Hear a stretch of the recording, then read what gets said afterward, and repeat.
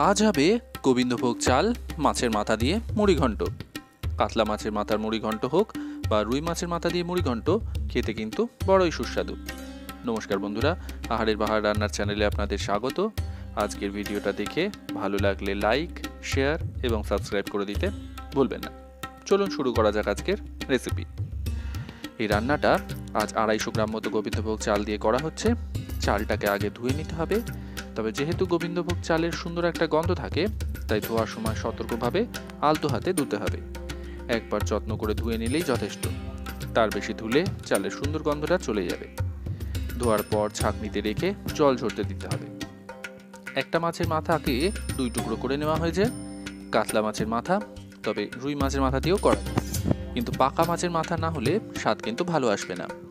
আবার কাতলা মাছের মাথাটা আকারে বড় হয়, তাই কাতলা হলে বেশি ভালো হয়। ভালো করে ধুয়ে জল ঝরিয়ে তার গায়ে সামান্য পরিমাণে লবণ আর হলুদ গুঁড়ো মাখিয়ে মিনিট 10 মতো রেখে দিতে হবে। যতক্ষণ এটা মাখানো থাকছে, সেই ফাঁকে করে নিতে হবে অন্য একটা কাজ। আঁচের মধ্যে কড়া বসিয়ে তার মধ্যে 1 চা চামচ ঘি নিয়ে তার মধ্যে কাজু আর কিশমিশকে ভেজে নিতে হবে। 15-20টা করে কাজু কিশমিশ দিয়ে মিনিট খানেক মতো ভেজে নিয়ে তার মধ্যে ঢেলে দিতে হবে জল ছড়িয়ে রাখা গোবিন্দভোগ চালটা। চালটা হালকা করে ভেজে নিয়ে রান্না করলে চালটা ভালো করে সিদ্ধ হয়ে যাবার পরেও গোটা থাকবে, একদম নরম হয়ে মলমের মতো মিশে যাবে না। আঁচ মাঝারি করে 2-3 মিনিট ভাজার পরে যখন ঘিটা ভালো করে টেনে যাবে, তখন একে তুলে অন্য পাত্রে রাখতে হবে। আর কাজু কিশমিশ কতটা দেবেন সেটা কিন্তু সম্পূর্ণ নিজস্ব ব্যাপার। মূল রান্না শুরু করার আগে আলু আর মাছের মাথার পিসগুলোকে ভাজতে হবে। কড়াতে সরষের তেল 3 থেকে 4 টেবিল চামচ পরিমাণে নিয়ে আগে তেলটা গরম হয়ে আসা পর্যন্ত অপেক্ষা করে আলুর টুকরোগুলো তেলে ছেড়ে ভাজতে হবে। সাথে সামান্য লবণ আর হলুদ গুঁড়ো মিশিয়ে দিতে ভুলবেন না। আঁচটা মাঝারি থেকে হাই করে দিয়ে 3-4 মিনিট মতো সময় ভাজলেই আলুর টুকরোগুলো লালচে হতে শুরু করবে, তখন তেল ছড়িয়ে তুলে নিতে হবে। নেক্সট সেই তেলেই মাছের মাথার টুকরোগুলোকে দিয়ে ভাজতে হবে। তেলে ছেড়ে আগে একটা পিঠ কিছুটা ভাজা হওয়ার পর তারপর উল্টে দিয়ে বিপরীত পিঠটাকেও ভাজতে হবে। 2 দিকটা মোটামুটি ভাজা হয়ে গেলে কড়াতে থাকা অবস্থাতেই খুন্তি দিয়ে মাছের মাথাগুলোকে ভেঙে নিতে হবে। ভাজাও সহজ হবে গরম অবস্থায়, আর টুকরো করে নিলে টুকরোগুলো ভালো করে ভাজা হবে। বরং ভেজে তুলে নেওয়ার পরে ঠান্ডা হতে থাকলে ভাঙাটা ঝামেলা হবে, আর ভেতরের দিকটা ঠিক করে ভাজাও হবে না। ভাজার পরে ভাঙা টুকরোগুলোকে তেল ঝরিয়ে তুলে রেখে দিতে হবে। কড়া আর তেল দুটোই গরম আছে, তাই আঁচ কমিয়ে দিয়ে গোটা মশলা ফোড়ন দিতে হবে। 2-3টে করে তেজপাতা, শুকনো লঙ্কা, এলাচ, লবঙ্গ, একটা দারচিনির ছোট টুকরো দিয়ে আগে একটু ভাজতে হবে। গোটা জিরের দানা খুব ছোট, তাই পরে তেলে দিয়ে মিনিট খানেক ভাজার পরে যখন গোটা মশলার গন্ধ বেরিয়ে আসবে, তখন পেঁয়াজ আর রসুন মেশাতে হবে। 2টো বেশ বড় মাপের পেঁয়াজকে কুচি করে রান্নাতে দিতে হবে। আর যেহেতু রসুনটা বেটে অথবা কুচি করে দিতে হবে, তাই পেঁয়াজটা তেলে দেওয়ার পরে প্রায় মিনিট খানেক ভাজার পরে রসুন কুচিটা দিতে হবে। এবার সব কিছুকে 2-3 মিনিট মতো সময় ধরে ভেজে যেতে হবে, যাতে কাঁচা গন্ধটাও চলে যায়। পেঁয়াজটা যতক্ষণ বাদামি হচ্ছে ততক্ষণ ভাজতে হবে।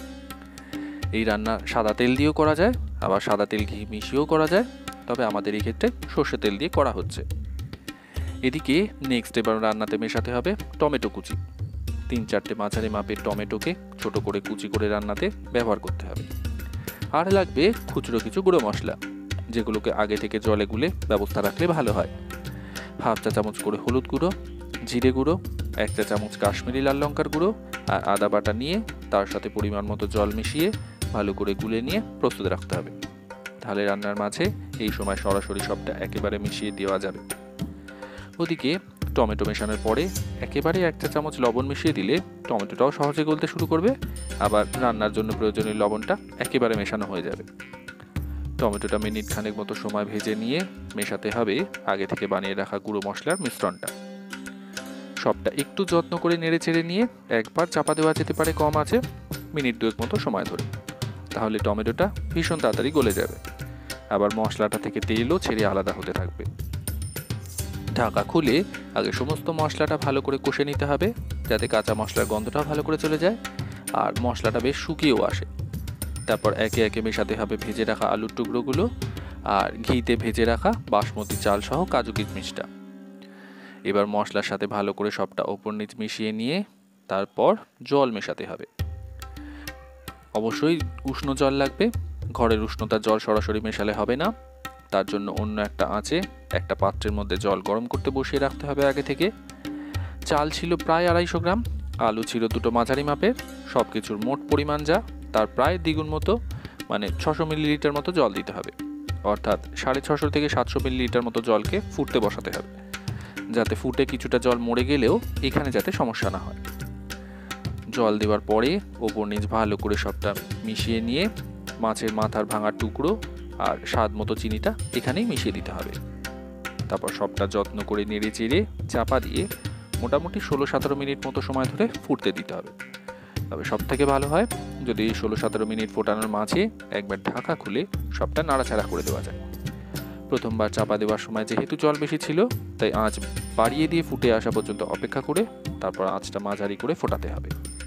আর দ্বিতীয়বার যেহেতু জলটা অনেকটা মরে আসবে, তাই তখন আঁচটা কমিয়ে চাপা দিতে হবে।